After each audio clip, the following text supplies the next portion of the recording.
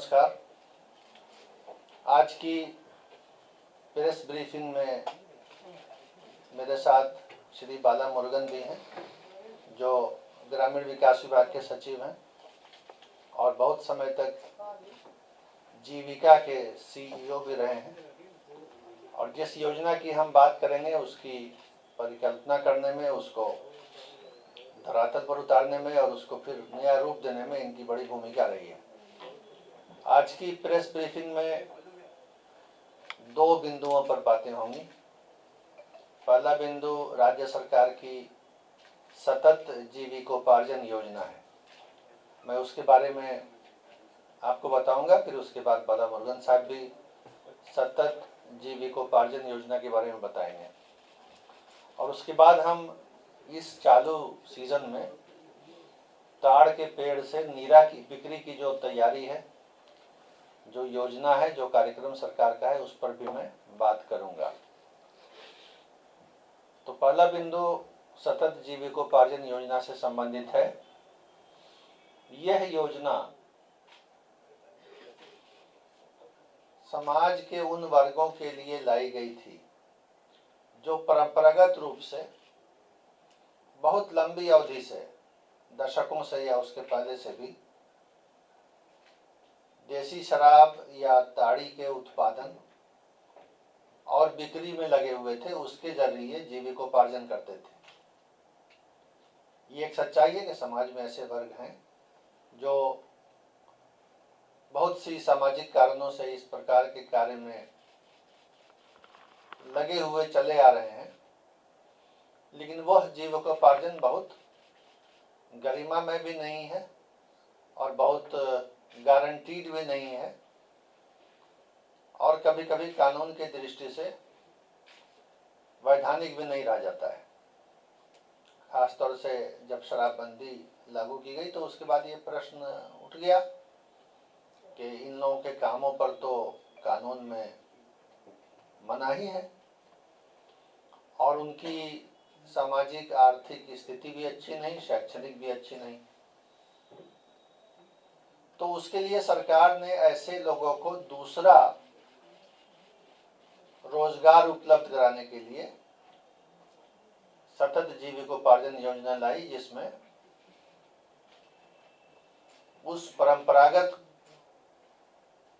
शराब या ताड़ी या उससे जुड़े हुए मादक पदार्थों के धंधे को छोड़ करके दूसरे अच्छे व्यापार के लिए, बिजनेस के लिए सरकार 1 लाख रुपया तक प्रति परिवार देती थी और बहुत से परिवारों ने उसका फायदा भी उठाया।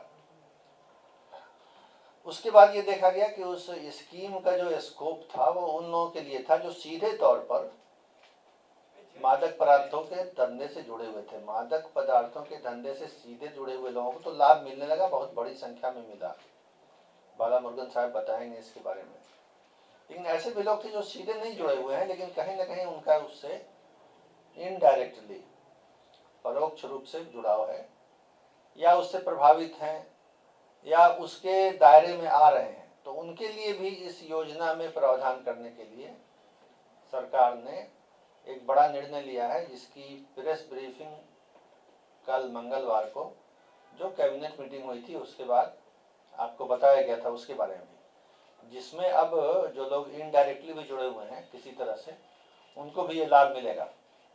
तो ये सतत जीविकोपार्जन योजना क्या है, ये और डिटेल में बताने के लिए, और उससे अब तक कितने लोगों को यानी परिवारों को लाभान्वित किया गया है, क्या रिजल्ट्स हैं, और जो नया संशोधन है इसके स्कोप में वो क्या है, ये सब बताने के लिए मैं अब अपने सहयोगी श्री बाला मुरुगन से अनुरोध करता हूँ। बाला जी। बहुत बहुत धन्यवाद सर। मुख्य सचिव महोदय के द्वारा सतत जीविकोपार्जन योजना के पृष्ठभूमि के बारे में आपको बताया गया है। सर ने बहुत क्लियरली बताया, जब प्रोहिबिशन का प्रारंभ की गई थी उसमें खास करके टॉडी मेकिंग को इलीगल घोषित कर लिया गया था न्यू एक्साइज एक्ट में। जब स्टेट के द्वारा किसी चीज़ को जो एक लाइवलीहुड एक्टिविटी था उसको इलीगल घोषित किया गया है, उसके अल्टरनेटिव में कोई योजना लेकर आना था, उसके साथ संबंध में सर ने कहा है। इसका प्रारंभ 5 अगस्त 2018 को माननीय मुख्यमंत्री के द्वारा किया गया था। प्रारंभ करने के पूर्व, कैबिनेट अप्रूवल के पूर्व कई बार डिस्कशन हुई है माननीय मुख्यमंत्री के स्तर से। सारी चीज को सम्मिलित करते हुए इस योजना को प्रारंभ किया गया है। अब ये शुरुआती तौर पर अब तक कल तक इसका ग्रामीण क्षेत्रों में संचालित किया जा रहा था जीविका के माध्यम से। जीविका अपने स्वयं सहायता समूहों के माध्यम से, ग्राम संगठन होता है, क्लस्टर लेवल फेडरेशन होता है, स्वयं सहायता समूह के संगठन होता है, उसके माध्यम से हो रही थी। अब तक 1,47,277 परिवारों को इस योजना से जोड़ा गया है। उसमें जो बताया गया है, इसमें पारंपरिक रूप से देशी शराब एवं ताड़ी से जुड़े उत्पादन एवं बिक्री में जुड़े परिवार को जोड़ने का काम किया गया। साथ साथ ये भी निर्णय लिया गया था वैसा परिवार जो अत्यंत ही निर्धन है, जो अन्य कैटेगरी का भी होते हैं, उनको भी इस योजना से लाभ देने के लिए। इसी कारण से 1,47,277 परिवार में आप देखेंगे, हम प्रेस ब्रीफिंग के माध्यम से बात इस नोट का आप सभी के बीच में शेयर कर लूँगा। इसमें सारी आंकड़ा है। 95,921 परिवार अनुसूचित जाति जनजाति से बिलोंग करते हैं। 51,356 अन्य वर्ग से हैं।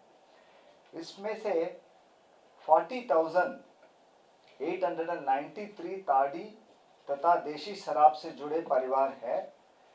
ये सतत जीविकोपार्जन योजना में जुड़ा हुआ है। इसमें 30,619 परिवार ताड़ी बनाने में जुड़े हुए परिवार हैं। 10,274 परिवार देशी शराब बनाने में जुड़े हुए परिवार। तो ये सब लोग छोड़ दिए हैं। अभी जो हमने 40,000 परिवार का नंबर बताया है, ये सारी परिवार सतत जीविकोपार्जन योजना के अधीन लाभ प्राप्त कर रहे हैं। इस गंदे को बिल्कुल छोड़ दिए हैं। इस बीच में देखा गया है ये इस परिवार क्या क्या करते हैं, इनको क्या मदद मिलता है, क्षमतावर्धन का मदद मिलता है। 30 से 40 परिवार के लिए एक मास्टर रिसोर्स पर्सन बोलते हैं, संसाधन सेवी है, उनको जीविका के माध्यम से, जीविका के जो क्लस्टर लेवल फेडरेशन के माध्यम से नियुक्त किया हुआ है। उनका काम होता है हर सप्ताह में एक बार उनके परिवार घर तक जाके पहुंचते हैं। इस लाभ के साथ साथ ये भी काम किया गया है, इस परिवारों को अपना खाता, बैंक खाता हो, जनधन के माध्यम से बैंक अकाउंट था, बट उसको ऑपरेशनलाइज किया गया, उनको इंश्योरेंस में कवर किया गया है। उस सभी परिवार को नेशनल फूड सिक्योरिटी एक्ट में कवर किया गया। इस जो अभिसरण के माध्यम से गवर्नमेंट का जितना भी लाभकारी योजना है, उस योजनाओं को लाभ उनको दिया गया। आवास का, बिजली कनेक्शन का, सारी अभिसरण का भी किया गया। ये भी प्रयास किया गया है इस परिवारों में जितना भी बच्चों हैं उनका स्कूल में जरूर एडमिशन हो। इस प्रकार का काम किया गया है। हमने कहा है नंबर जब ये किया गया था, ये सर्वेक्षण में पता चला कुछ परिवार अभी भी छूटे हुए। क्यों छूटे हुए? क्योंकि वो अर्बन एरिया में था, जो ताड़ी बनाने के काम भी करते हैं, कुछ देशी शराब का काम भी करते हैं। इस परिवार को हम लोग नहीं जोड़ पाए थे क्योंकि ये हम लोग ग्रामीण इलाका के लिए परमिशन कैबिनेट अप्रूवल था। इसका जो अफसर ने अभी बताया है कल कैबिनेट में, शहरी क्षेत्र में भी जीविका के माध्यम से इस जो परिवार छूटे हैं उनको सम्मिलित करने के लिए निर्णय लिया गया है। इसमें औसतम 60,000 रुपया, अधिकतम 1 लाख रुपया तक इन्वेस्ट कर सकते हैं। इस संबंध में ये डिसीजन हुआ माननीय मुख्यमंत्री के स्तर से। जो ताड़ी से जुड़े हुए परिवार शराब से डायरेक्टली और इनडायरेक्टली जो अभी भी जुड़े हुए हैं, उस परिवार को पहचान करते हुए 1 लाख रुपया तक का उनको फायदा दिया जाएगा। साथ साथ हमने जितना भी कहा है अभिसरण के माध्यम से वो भी फायदा दिया जाएगा। ट्रेनिंग का भी हम लोग व्यवस्था किए हैं। इसके साथ साथ ये भी हम लोग किए हैं कई जहाँ पर क्लस्टर्स बनाए हैं। उदाहरण मुंगेर, भागलपुर में एक ही गांव में बहुत सारा परिवार आ गया था। वो लोगों को चयन किया गया, उनको ये दिया गया है, पशु दिया गया है, उनको ट्रेनिंग दिया गया है, वो एक क्लस्टर बन गया। उनके अलग से डेयरी कोऑपरेटिव सोसाइटी बनाया गया है। वो दूध देने के लिए कॉम्फिट के साथ टाई अप करके अलग क्लस्टर बनाया गया। वैसा ही मुंगेर में एक और क्लस्टर बनाया गया है, वो बैम्बू, क्योंकि ट्रेडिशनली वैसा परिवार बैम्बू का कुछ आइटम्स बनाते हैं। ये इस प्रकार का वो लोगों को क्लस्टर के माध्यम से भी लाभ देने के लिए काम किया जा रहा है। ये सतत जीविकोपार्जन योजना में जो कल का सरकार का डिसीजन है उसके आलोक में अर्बन एरिया में भी जल्दी से जल्दी प्रारंभ कर लिया जाएगा। जो छूटे हुए परिवार है अर्बन एरिया में रहते हैं, दोनों जो ताड़ी के व्यवसाय में जुड़े हुए हैं या शराब के बिजनेस में डायरेक्टली इनडायरेक्टली, पहले सर ने कहा था ना ट्रेडिशनली जो लिकर बनाने के काम में जुड़े हुए थे उनका परिवार को जोड़ा गया था। कल के कैबिनेट डिसीजन ये हुआ है ट्रेडिशनल नहीं, अभी जिस प्रकार का भी शराब बनाने काम में जुड़े हुए हैं डायरेक्टली इनडायरेक्टली क्योंकि बिक्री में भी जुड़े हुए हैं, कुछ कैरियर के रूप में काम कर रहे हैं, वो पहुंचाने के काम करते हैं, वैसा लोगों को भी अगर वो गरीब है, ये तो जरूरी है, जो अत्यंत निर्धन होना जरूरी है, वैसा परिवार को इस योजना के अधीन जल्दी से जल्दी हम लोग अर्बन एरिया में लाभ देने का काम करेंगे, जीविका के माध्यम से करेंगे। इसमें जो स्वयं सहायता समूह है अर्बन एरिया में भी गठित है, उनका संगठन है, उनका मदद के माध्यम से किया जाएगा। धन्यवाद बाला। आप अभिसरण के माध्यम से भी लाभ दिया जाएगा, तो मैं जरा सा इसको एक्सप्लेन कर दूं। सतत जीविकोपार्जन योजना में 1 लाख रुपए तक की सहायता है, लेकिन वही परिवार अन्य प्रकार से कई दूसरी सरकारी योजनाओं में सहायता पाने के भी पात्र होते हैं। तो ये जो बाला मुरुगन जी ने कहा कि इनको अभिसरण के माध्यम से योजनाओं का लाभ दिया जाएगा, इसका मतलब है कि बाकी सारी योजनाएं भी जिसमें वे पात्र हैं उनको भी इस परिवार के लिए सुलभ कराया जाएगा, ताकि एक ही परिवार की सारी आवश्यकताएं, शिक्षा, स्वास्थ्य, यूनिफॉर्म, टेक्स्ट बुक, खाद्यान्न, आवास, जो भी है वो उनको मिल जाए, ताकि उनका एक समग्र विकास हो सके, वो बहुत तेजी से गरीबी से और पिछड़ेपन से निकल पाएँ। इसके लिए अभिसरण के माध्यम से लाभ दिया जाएगा। तो इसमें प्रश्नोत्तर सत्र हम लोग अंत में करेंगे। मैं दूसरे विषय पर आ जाता हूं, जो नीरा का विषय है। तो जैसा कि आप जानते हैं, नीरा जो है एक स्वास्थ्यवर्धक पेय है जो ताड़ या खजूर के पेड़ से निकाला जाता है, और उसको उसी पद्धति से निकाला जाता है जिस तरह ताड़ी निकाली जाती है। लेकिन अंतर यह है कि ताड़ी जो है वो देर से निकाली जाती है और उसको रखा जाता है, जिससे उसमें फर्मेंटेशन हो जाता है, उसमें अल्कोहल की उत्पत्ति होती है और वो नशा लाने वाला पेय हो जाता है, मादक पेय हो जाता है।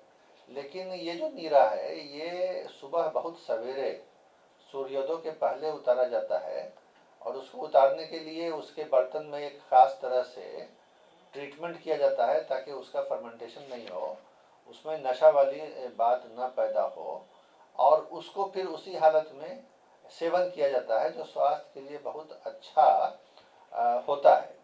तो सरकार ने इस तरह के जो उत्पादक थे उनको पहचान करके उनको ताड़ी के बदले नीरा निकालने और बेचने की ट्रेनिंग दी, और बड़ी तेजी से ये काम शुरू हुआ था पिछले 3-4 साल पहले। कोविड के पहले ये काम बहुत अच्छा चल रहा था। कोविड के 2 वर्षों में जिस तरह हर चीज़ प्रभावित हुई, ये भी प्रभावित हुआ, लेकिन कोविड के बाद जो पिछला सीजन रहा है नीरा का, वो फिर जीविका के सहयोग से बहुत ही रिकॉर्ड सेल का और रिकॉर्ड कंजम्पशन का रहा है, जिसके आंकड़े बाला मुरुगन जी आपको देंगे। तो वो बताया जाएगा कि नीरा का पिछला ट्रैक रिकॉर्ड क्या रहा है। और मैं ये कहना चाहूँगा कि अब जो मेन सीजन शुरू होने वाला है नीरा का, एक खास महीनों में उत्पादन बढ़ जाता है, तो उसके लिए विशेष हम लोग तैयारी कर रहे हैं, और सारी चीज़ें जो हैं वो उसी तरह से तैयार रखी जाएंगी कि जैसे ही वो शुरू हो और बढ़े, उत्पादन जो है ज़्यादा हो, तो हम ज़्यादा उसको ताड़ी के रूप में नहीं बल्कि नीरा के रूप में सेल कर सकें, जिससे कि परिवारों को आमदनी भी अच्छी हो, और एक ऐसा पदार्थ जो गैर मादक है, मादक पदार्थ नहीं है, उसके सेल के अपने फ़ायदे भी हैं, क्योंकि जो मादक पदार्थ हैं उसके सेवन से कुछ बुराइयां आती हैं व्यक्ति में, समाज में। इसलिए ये नीरा का जो पिछला एक्सपेरिमेंट रहा, सक्सेसफुल एक्सपेरिमेंट कहूँगा, सफल प्रयोग किया गया था, और बीच में जो कमी आ गई थी, और उसके बाद गत वर्ष जो हमने रिकॉर्ड उत्पादन किया, जिसके आंकड़े बाला मुरुगन जी देंगे, और साथ ही इस सीजन की जो बहुत जल्द शुरू होने वाला है, क्या तैयारी है, इन सब बातों पर मैं दोबारा बालाजी से रिक्वेस्ट करता हूँ कि आप सबको बताएं। संबंध में सर ने कहा 2017 में प्रारंभ किए थे। नीरा जो सर ने कहा था उसमें बहुत ट्रेनिंग भी दिया गया है। ट्रेनिंग यही है जो नीरा जो ताड़ी बनाते हैं उसके पहले वो जो पार्ट होता है उसमें चूना लगाया जाता है, उसको एक कितना क्वांटिटी में लगाना, कैसा लगाना, अगर वो ट्रेनिंग हो जाती है वो इवनिंग में लगा देते हैं। सुबह उसको सर ने कहा था बिफोर सनराइज उसको उतार देते हैं। उतारने के तुरंत उसको चिलिंग करना पड़ता है, वो कम टेम्परेचर में उसको मेंटेन करना पड़ता है। उसके बाद तुरंत ट्रांसपोर्टेशन की व्यवस्था की जाती है। तो 2017 में हम लोग तमिलनाडु में इसका काम अच्छा करता था, इसलिए तमिलनाडु से एक्सपर्ट्स को बुलाया गया है। इस संबंध में भी माननीय मुख्यमंत्री के सर से बैठक हुई थी। इसमें सारे लोग उधर से आए थे, कार्यशाला हुआ, उसके बाद ट्रेनिंग प्रारंभ की गई थी। अब तक 30,000 से ज़्यादा जो इस ताड़ी बनाने के काम में लगे हुए थे वो लोगों को ट्रेनिंग दिया गया है। शुरुआत पहला साल में क्योंकि बहुत ही कम समय मिला था, 1 लाख लीटर से ज़्यादा कुछ बनी है। उसके बाद नेक्स्ट ईयर 11 लाख लीटर बना है। उसके बाद क्या हुआ है, 2 साल बाधित रहा है। निपा वायरस का ब्रेकआउट हुआ था, उस समय एडवाइजरी जारी की गई थी। निपा वायरस के चलते ये सेवन करना मना, इसके चलते थोड़ा सा बाधित हुआ। उसके बाद सबसे ज़्यादा बाधित कोविड के दौरान हुआ है 2021 में। इसके बाद 2022 में इसका सीजन शुरू होता है टाड़ से। नीरा 2 सोर्स से बनता है, एक टाड़ से बनता है, जो टाड़ से बनता है पालमीरा से, वो ज़्यादा क्वांटिटी में बनता है। उसका सीज़न अप्रैल से जून तक होता है, फुल मार्च एंड से शुरू होती है, अप्रैल मई जून एंड तक होता है। ये 4 महीना में नीरा का जो उत्पादन बहुत ज़्यादा मात्रा में होती है। उसके बाद लगातार खजूर का पेड़ से भी उसका क्वांटिटी कम हो जाता है, संख्या भी कम है। टाड़ का संख्या तो पूरा इंडिया में, बिहार में नंबर 2 है तमिलनाडु के बाद, ज़्यादा संख्या में टाड़ का है, जो उसका क्वालिटी भी बहुत अच्छा है। साइंटिस्ट ने स्टडी करके बताया है इधर का जो नीरा है इसका क्वालिटी बहुत अच्छा है कंपैरेटिवली। इसी कारण से इसका बहुत कार्य योजना बनाएगा, बहुत विस्तार से उसका चालू भी किया गया। इस साल 2022 में मार्च महीना से शुरू होकर जून तक 80 लाख लीटर का उत्पादन हुई है। 80 लाख लीटर उत्पादन हुई है, उसमें 75 लाख लीटर का बिक्री भी हो गया है। इसमें 2 प्रकार का होती है, एक प्रोसेसिंग का है, बट अभी तक देखा गया पूरा देश में जो नीरा बनती है उसको तुरंत चिलिंग का मेंटेन करते हुए बिक्री करने से उसी दिन वो बहुत फ़ायदा होती है। उसी प्रकार का हम लोग किए 75 लाख लीटर सिर्फ इस 4 महीना के अवधि में बनाया गया है। इसमें 10,000 से ज़्यादा परिवार इस जो सीज़न में जुड़े हैं। अभी तक 70 करोड़ का लाभ ये लोगों को मिला, अधिकतर इस साल मिला, क्योंकि 1 लीटर 100 रुपया तक बिक्री होती है, 200 ml। आप लोगों से भी आप लोग भी कई लोग इसको सेवन किए होंगे।